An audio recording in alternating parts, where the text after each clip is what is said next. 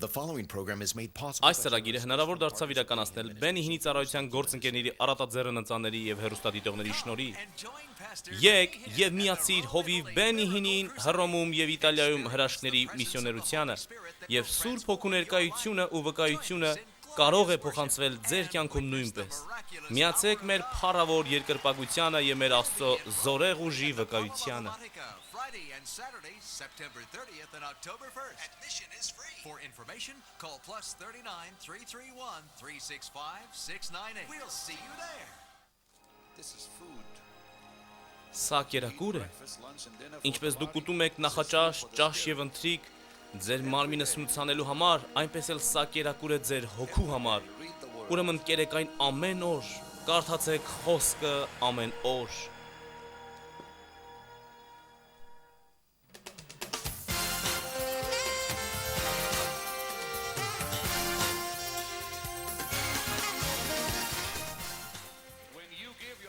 Երբ դու տալիս ես քո սիրտը, երբ դու շրջապատված ես Հիսուս Քրիստոսով, ավել ոչինչ չի մնում անելու։ Դա անհավատալի է, փառք Տիրոջը։ Շնորհակալ եմ Հիսուս, այնքան հեշտ է փրկվել, հեշտ է բժշկվել։ Հիսուսը սիրում է քեզ այնպես, ինչպես որ դու կաս։ Միայն թե չասեք, որ դա իրականություն չէ։ Սա քո օրն է։ Ես աղոթում եմ, որ Տերը ձեզ այսօր օրհնի առատորեն։ Գիտեք, նա ուզում է օրհնել ձեզ ամբողջ ցերեկվա եւ ամբողջ գիշերվա ընթացքում, որովհետեւ նա սիրում է ձեզ։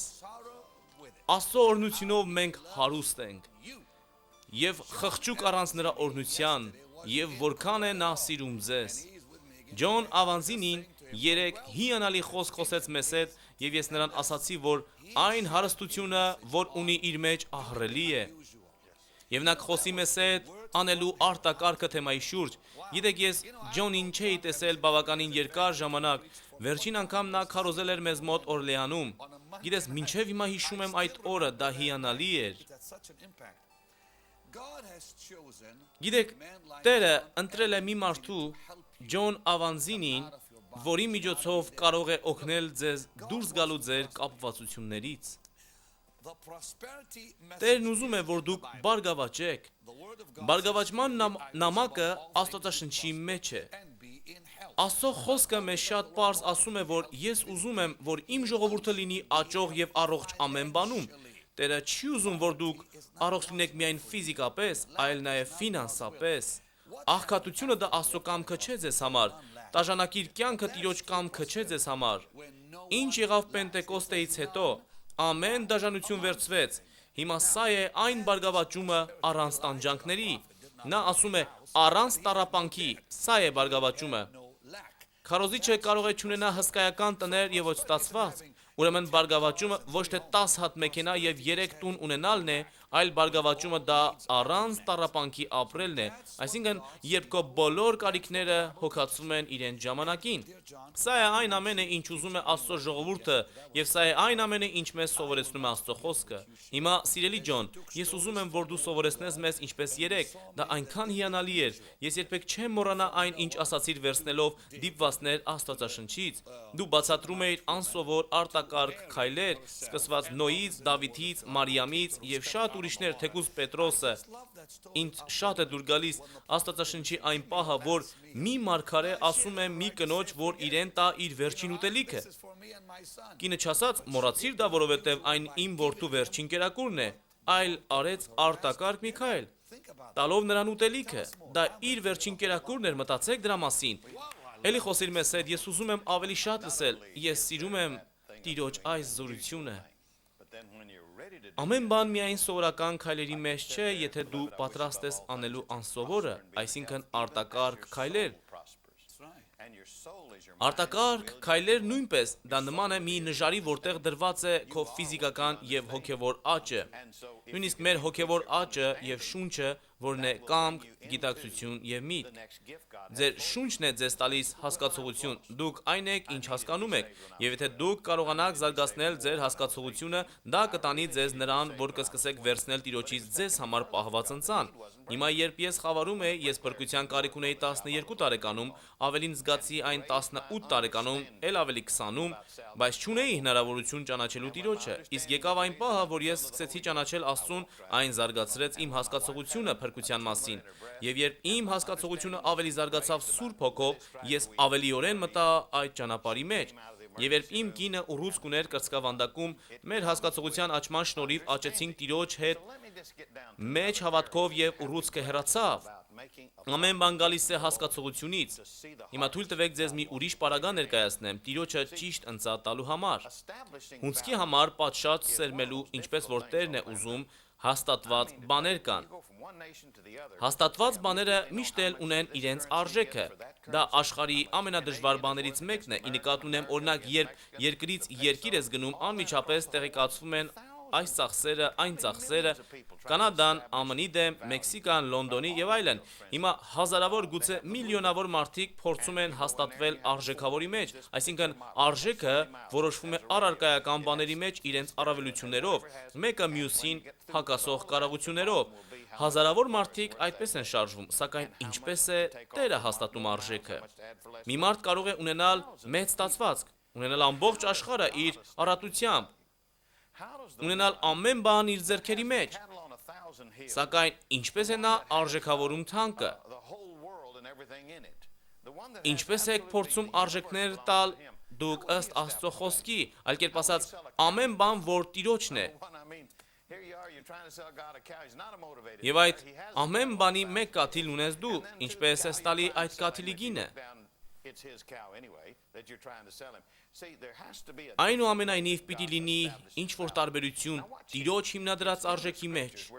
Հիմա ես ուզում եմ մի բան ցույց տալ։ Բենի, վերջին տարիներին տեսողությունս այնքան է իջել, որ ստիպված եմ ակնոցներ օգտագործել։ Ինչևէ, եկեք բացենք Մարկոս 12-րդ գլխի 41 խոսքը։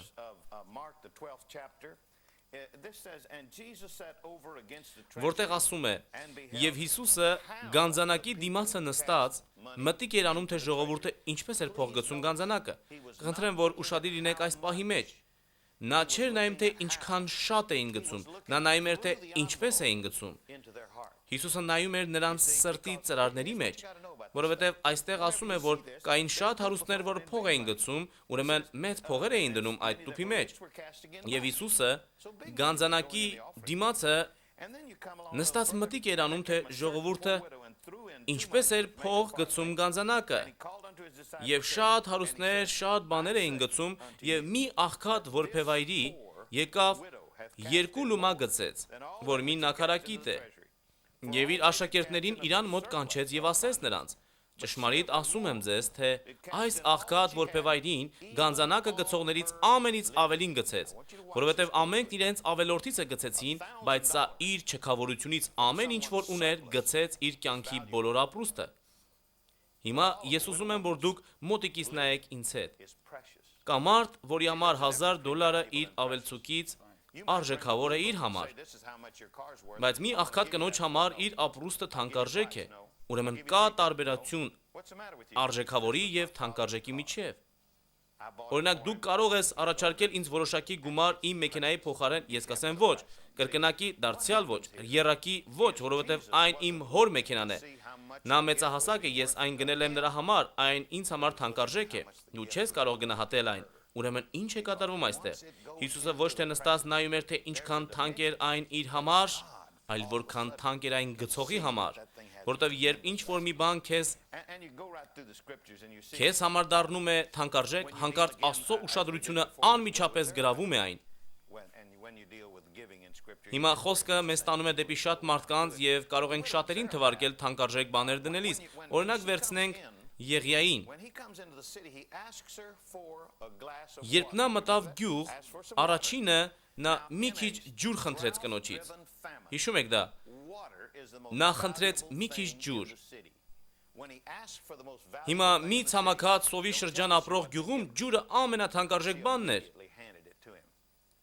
Երբ նա ուզեց ամենաթանկ բանը,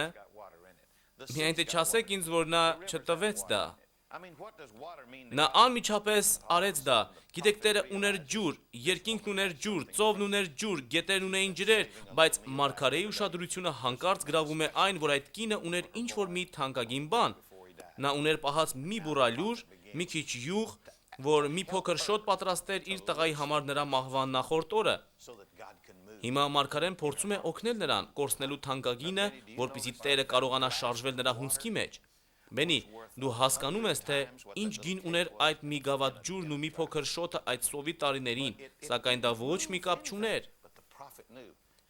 Իսկ մարգարեն գիտեր, որ եթե կպներ կնոջ թանկարժեքին, կինը կշարժվեր եւ այնուհետեւ կշարժվեր Տերը։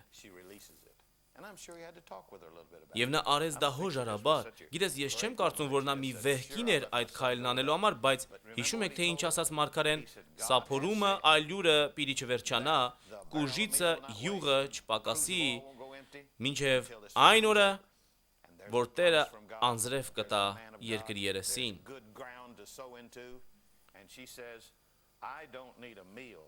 Ահա Տիրոջ խոսքը, նրա խոստմունքը դեպի Տիրոջ մարդը, եւ նա ասեց. «Ես չեմ ուզում ուտելիք, այլ ուզում եմ հունձք։ Եթե իմ տղան չի ապրելու, ես չեմ ուզում նշել իր վերջին օրը, ես ուզում եմ նշել նրա հաջորդ օրերը»։ Եվ նա տվեց այդ անծանոթին իր ուզածը, եւ երբ մարգարեն իր ձեռքի մեջ դրեց շոթը, Տերը շարժվեց կնոջ համար։ Ես խնդրում եմ ձեզ ճիշտ ըմբռնել, եթե մենք խոսենք Պենիի մասին, Միացյալ Նահանգներում այն արժեք ունի, $1000 էլ այն արժեք ունի, բայց կան շատ մարդիկ, որ դա չեն հասկանում, սակայն Աստծո տանը ամեն կիրակի դրվում են ընծաներ, դրվում է միլիոն, որպեսզի նա կարողանա 6 միլիոն տա։ Իսկ երբ մարդը դնում է 10-նորդ սրտով, նա վստահ է լինում մնացած 90-ի վրա, ու Տերն անմիջապես սկսվում է շարժվել այդ թանկարժեքի վրա։ Գիտեք, Տերը չունի այնքան ժամանակ վատնել ոչ թանկ բաների վրա, նա վատնում է իր ժամանակը թանկարժեք բաների վրա։ Եկեք խոսենք մի կնոջ մասին նոր կտակարանից, որ նույնպես անցնում էր թանկագինի միջով։ Ուրեմն այն ժամանակ ամեն բան պայմանավորված էր ստացվածքով։ Այդ կինը, եթե դեռ չէր, ուրեմն պիտի ամուսնանար, համաձայն իր խավին, այսինքն իր ունեցվածքին։ Շատերի համար կարող է այն ոչինչ էր, բայց նրա համար դա իր ապրելու հույսն էր, իր երեխաների ուտելիքը, իր ամբողջ կարողությունը, որով որոշված էր իր դիրքը։ Բայց սա մի զորավոր պահ է, երբ հանկարծ կինը բերում է այնքան թանկարժեք յուղի շիշը եւ կոտրում այն եւ լցնում Հիսուսի գլխին։ Եվ իհարկե, կարող է շատ մարդիկ չեն հասկանում եւ գնահատում, բայց նա ճիշտ է գնահատում։ Կարող է շատ նախագահներ ճիշտ չեն վարվում, բայց Քրիստոսը շատ ճիշտ է վարվում։ Բայց տեսեք, թե նա ինչպես գնահատեց այդ կնոջ անկեղծությունը։ Նա ասաց. «Ուր որ էլ բոլոր աշխարհի մեջ այս ավետարանը քարոզվի, կխոսվի նա էլ, որ դա արավ»։ Հիսուսի համար այդ կինը դարձավ աշխարհի ամենագերազանց կինը, բոլոր քարոզիչները խոսում են նրա մասին եկեղեցիներում, ամեն մարդ, որ կարդում է Աստվածաշունչը, կարդում է նրա մասին, որովհետև եկավ մի պահ, երբ շարժվեց թանկարժեքը եւ Տերը նույնպես շարժվեց։ Սա շատ զորավոր է, եղբայր Բենի, դու կսիրես այս պահը։ Ես ամեն բան եմ սիրում քո ասածներից։ Ծննդոց գրքում, Ծննդոց 42-րդ գլխում նույնպես կատարվում է մի օրինյալ գործ թանկարժեքի հետ կապված։ Դա երբ Հակոբի որդիքը գալիս են Եգիպտոս, պաշար տանելու եւ չեն հասկանում, որ Հովսեփն է ամբողջ երկրի մատակարարիչը։ Նրանք չէին հասկանում, գուցեև մտածում էին, որ նա նման էր Հովսեփին եւ այլն, բայց չէին հասկանում, որ նա էր դրանից հետո։ Հետո նրանք ճաշում էին դարձյալ առանց Հովսեփին ճանաչելու։ Հետո Հովսեփը լեցնում է նրանց պարկերը պաշարով եւ երբ նրանք գնում էին, Հովսեփն ասաց եղբայրներին. «Եթե նորից գալու լինեք, եթե ուզենաք տեսնել ինձ եւ այս անգամվա պես առատ գնալ, բերեք Բենյամինին»։ Նրանք ասեցին. «Բենյամինին»։ Ոչ ոք չգիտեր Բենյամինի մասին։ Բենյամինը ամենաթանկ բանն էր, որ ուներ նրանց հայրը։ Երբ օտար ազգեր էին գալիս նրանց մոտ, նրանց առաջին գործը դա Բենյամինին թաքցնելն էր։ Ինչ պիտի անենք։ Ինչպես նա իմացավ Բենյամինի մասին, ասում էին նրանք, բայց ամեն դեպքում նրանք ստիպված էին գնալ եւ ասել իրենց հորը, որ պիտի տանեին Բենյամինին, որպեսզի կարողանային նորից պաշար բերել։ Երբ նրանք գնացին, ասացին իրենց հորը, որ վատ լուր ունեն։ Որն է վատ լուրը, որ պաշար չկար, որ թանկ էր, եթե թանկ էր նրանք ունեին փող վճարելու համար, տղաներն ասացին ոչ, հայր, Եգիպտոսի իշխանն ուզում է, որ Բենյամինին տանենք։ Բենյամինին ասաց հայրը, դուք չպիտի խոսեք նրա մասին, չպիտի հիշատակեք նրա անունը, նա ամենաթանկ բանն է, որ ես ունեմ, արդեն կորցրել եմ Հովսեփին, չեմ ուզում կորցնել Բենյամինին նույնպես։ Նրանք ասացին, հայր, նա ամեն բան գիտե Բենյամինի մասին, ամեն ինչ։ Եվ հետո երբ նրանք բերում են Բենյամինին, խնդրեմ եկեք կարդանք 45 գլխի առաջին խոսքից, եւ Հովսեփը չկարողացավ զսպել իրեն բոլոր իր մոտ կանգնողների առաջին եւ աղաղակեց. դուրս հանեցեք բոլոր այդ մարդիկը իմ մոտից, եւ մոտը մարդ չկար, երբ Հովսեփը իրեն ճանաչեցրեց իր եղբայրներին։ Խնդրում եմ լսեք սա, Հիսուսը փրկիչն է, Հիսուսը Սուրբ Հոգով մկրտողն է, Հիսուսը բժիշկ է, բայց Հիսուսը նույնպես աշխարհի մատակարարող իշխանն է։ Եվ այդ հեղաշրջումը կարող է լինել, երբ դուք դնեք ձեր Բենյամինին, կամ այն բանը, որ դուք պահել եք ձեր նեղ օրվա համար, այն գումարը, որ պահել եք ինչ-որ նպատակով եւ որոշել եք ձեռք չտալ դրան, եւ խնդրում եմ, ուշադիր լսեք, եթե դուք ունեք Բենյամին, այն կարող է գաղտնիք լինել ամբողջ աշխարհի համար, բայց ոչ Հիսուսի համար։ Տերը գիտի այդ մասին, եւ քեզ համար ոչ թե թանկ է այն, որ դու ունես գրպանումդ, այլ նայիր շուրջդ, տես թե ինչ կա քո եւ քեզ համար թանկ եղածը։ Եվ հիմա շատ մարդիկ կլինեն, որ այս խոսքից հետո կհասկանան ամեն բան, եւ Տերը կխոսի ձեզ հետ նույնպես, ինչպես որ ինձ հետ խոսեց։ Նա կխոսի ձեզ հետ, որ չէր խոսել անցյալում, դա ձեր սրտի մեջ է, դուք ձեր մեջ գիտեք, որ ֆինանսական մեծ փոփոխություններ են լինելու, բայց դա կփոխի ամեն բան։ Հիմա տեսեք, թե ինչ եղավ Բենյամինին բերելուց հետո, 45 գլխի 19 խոսքն ասում է. Եվ քեզ հրաման եղավ, սա երեք, վերցրեք ձեր ստացվածքը եւ տեղափոխվեք Եգիպտոսի երկիր։ Պաշարի պարկերը փոխվեցին դարձան ստացվածք, այսինքն, երբ դու դնում ես Բենյամինին, քո կյանքում այն փոքրիկ պարկերը վերածվում են հսկայական ստացվածքի։ Աստծո զավակ, ըմբռնիր ինչ որ ասում եմ քեզ, քո Բենյամինը քո շուրջն է, այն կարող է աննկատ լինել, բայց այնքան թանկ քեզ համար, որ ձեռքերդ դողալով դնես այն։ Հիշեք այն կնոջը, որ գցեց իր երկու լուման, նա արեց դա շատ արագ, քանի դեռ չէր փոշմանել, որովհետև երբ շարժվում է թանկը, շարժվում է Տերը, եւ երբ Տերն է շարժվում, նա շարժվում է հարյուրապատիկ։ Եվ ես այդ հարյուրապատիկ միտքը այնքան լավ եմ հասկանում։ Հարյուրապատիկը գերբնական հունձքն է։ Գիտես, եթե դու ուզում ես հիմա ունենալ գերբնական հունձք, ուրեմն պիտի ժամանակին դնես Տիրոջ հայտնած թանկերը։ Եվ երբ դու ժամանակին տնկում ես, Տիրոջ ասած թանկ սերմերը, քիչ անց տեսնում ես գետնից դուրս եկած ծիլեր, հետո մի բարակ ցողուն այն քիչ հաստանում է։ Եվ հիմա ես այստեղ 69 մոտ տարիք ունեմ, փառք Տիրոջը, ես ունեմ ծառեր, բայց այդ ծառերը այն սերմերի շնորհիվ է, որ ես տնկել եմ ընդունելի ժամանակին։ Ես այստեղ եմ 30 տարի առաջ արված գերբնական սերմերի շնորհիվ։ Դրա շնորհիվ հասկացել եմ հարյուրապատիկ բառը, եւ նույնն էլ եղավ Բենյամինի հետ։ Մենք պիտի ճանաչենք Տիրոջ քայլերը, որպեսզի ճանաչենք Բենյամինին։ Հիշեք աշակերտներին, որ ասացին. Վարդապետ, մենք կթողնենք ամեն բան քեզ հետևելու համար։ Հիսուսն էլ պատասխանեց. դրա համար կունենաք հարյուրապատիկ տներ, քույրեր, եղբայրներ եւ այլն։ Այսինքն, երբ շարժվում է թանկարժեքը, շարժվում է Տերը։ Արագ մի ուրիշ բան էլ ասեմ։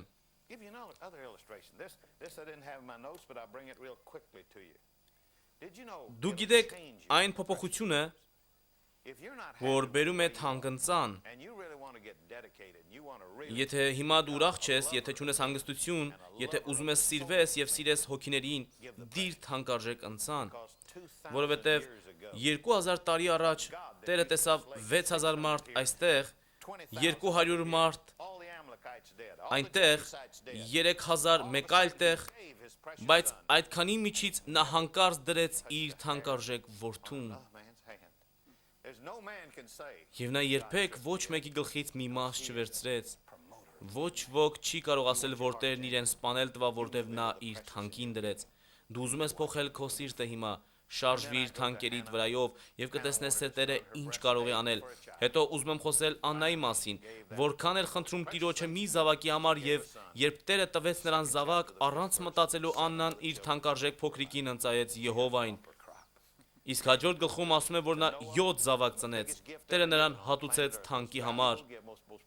Հետո Նոյը աշխարհի ամենամեծ ընծաներից մեկը, արժեքավոր թանկ ընծաներից մեկը, երբ նա վերցրեց ամեն կենդանուց վերցրեց իր ընտանիքը, նա խոնարհվեց Տիրոջը, եւ Տերը ջնջեց անեծքը երկրի երեսից վերցրեց այն, որտեղ նա տեսնում էր մի թանկ բան։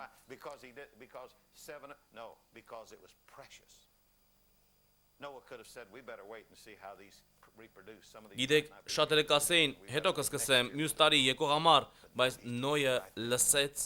եւ սկսեց նույն պահին։ Հետո այն տերատես կինը, մենք ասենք, օ, դա հասարակ մի բան էր,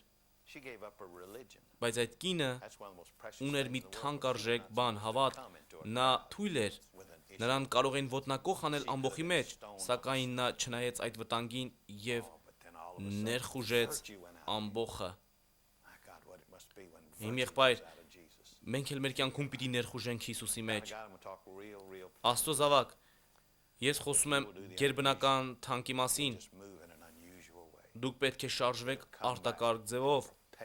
Եթե շարժվեք անսովոր քայլերով, այն ետ կգա որպես գերբնական հունձք։ Քո երեխաները կուտեն այն հունձքի պտուղները, որ Տերը տվել է քեզ։ Բենի հենց այստեղ է գործում հոգին, ես զգում եմ նրան։ Այո, ես զգում եմ մի հզոր օծություն, երբ դու խոսում ես Տիրոջ խոսքը, երբ նա տվեց իր որդուն, ես երբեք չէի լսել դրա մասին։ Իրոք կային հազարավոր մարդիկ, միլիոնավոր, բայց մեզ համար տրվեց Հիսուսը, մեր փոխարեն ջնջեց մեր մեղքերը։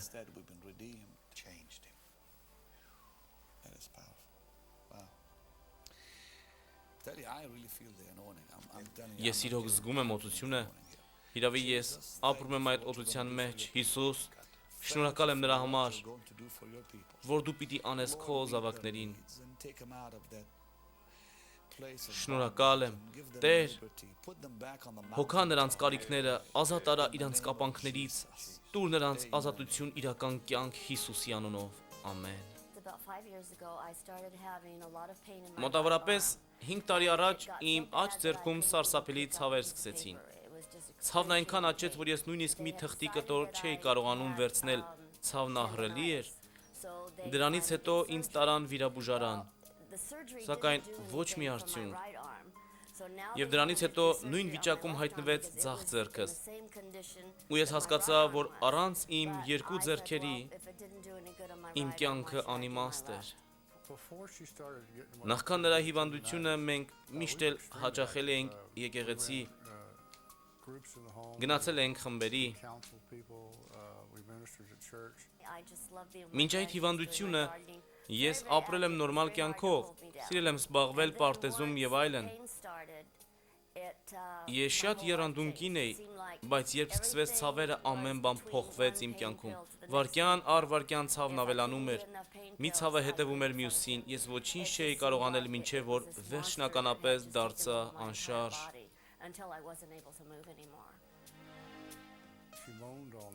Ես չէի կարողանում դիմանալ այդ աստիճան տանջանքին։ Իմ աչքի առաջ նա տառապում էր։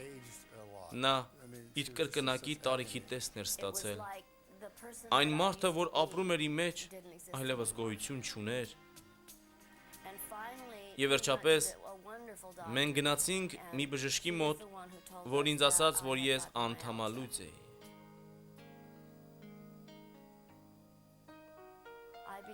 Ես սկսեցի մտածել, որ ես անպիտան էի։ Ես միշտ գիտեի, որ Հիսուսը մահացավ ոչ միայն իմ մեղքերի համար, այլ նաև իմ հիվանդությունների համար։ Ես հավատում էի դրան։ Բայց հիվանդությունը շարունակ աճում էր, եւ որքան աճում էր, այնքան հավատքս օրեց օր նվազում էր։ Ես նույնիսկ մտածում էի, որ Աստված մոռացել էր իմ մասին։ Եվ մի օր իմ ընկերներն ինձ ասացին գնալ Բենի Հինի միսիոներությանը, բայց չգիտեի, արդյոք ի վիճակի կլինեի գնալ այնտեղ, որովհետև ուժեղ ցավերի մեջ էի։ Իհարկե, հոգնած բոլոր դեղորայքներից ու ամեն բանից մենք ուզում էինք գնալ այնտեղ, գիտենալով, որ Աստված այնտեղ էր։ Նրանք ինձ տարան սայլակով, սակայն ես համոզված չէի, թե արդյոք կարողանայի նստել այնտեղ, որտեղ մարմինս ծեծված էր։ Ես դա տեսնում եմ հիմա աչքերիս առաջ եւ ասացի Տիրոջը. Հիսուս, ես էլ հավատք չունեմ, ես չունեմ, բայց գիտեմ, որ դու կտաս։ Ասացի Հիսուս, ես ուղղակի քո կարիքն ունեմ, որովհետև գիտեմ, որ դու ես ամեն բան ծրագրել։ Ու հետո մի ծառայող կին մոտեցավ ինձ եւ հարցրեց, թե կարող էր արդյոք աղոթել իմ համար, ու նա աղոթեց ինձ համար ու ասաց, որ հավատամ իմ բժշկությանը։ Եվ ինչ եղավ այս առավոտ, այն կինը աղոթեց ինձ համար եւ երբ վերջացրեց աղոթքը, ես կատարելապես բժշկված էի։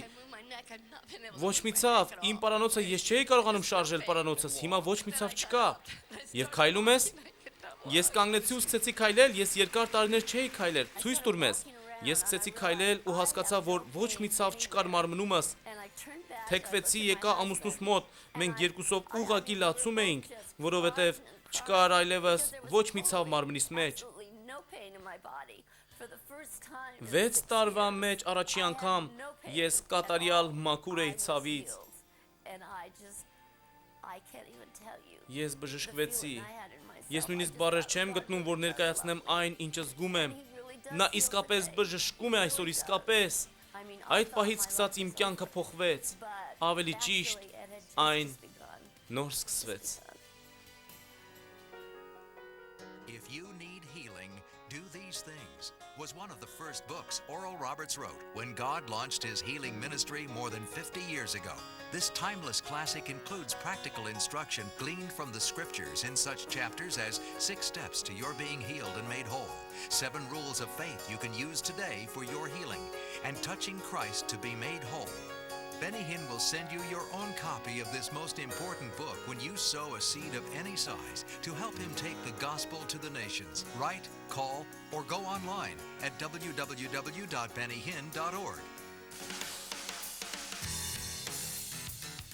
The international events continue in full force for the remainder of 2005 as Benny Hinn will visit Rome, Italy's Palo Lato Monica on Friday and Saturday, September 30th and October 1st. He'll also minister to more than 125,000 in attendance at the Olympic Stadium in Seoul, Korea on October 14th, followed by a crusade in Manaus, Brazil on Friday and Saturday, October 28th and 29th.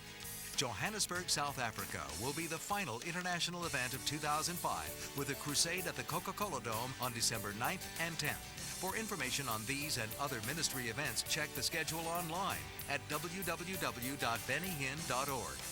And Benny Hinn invites you to join him for a life-changing tour of the Holy Land, November 12th through 21st. You'll experience the sights and sounds of the land of the Bible, walking where Jesus walked, and joining Benny Hinn for several great services in Jerusalem and at the Sea of Galilee. Call now to request a beautiful brochure that details the day-by-day activities of this exciting trip.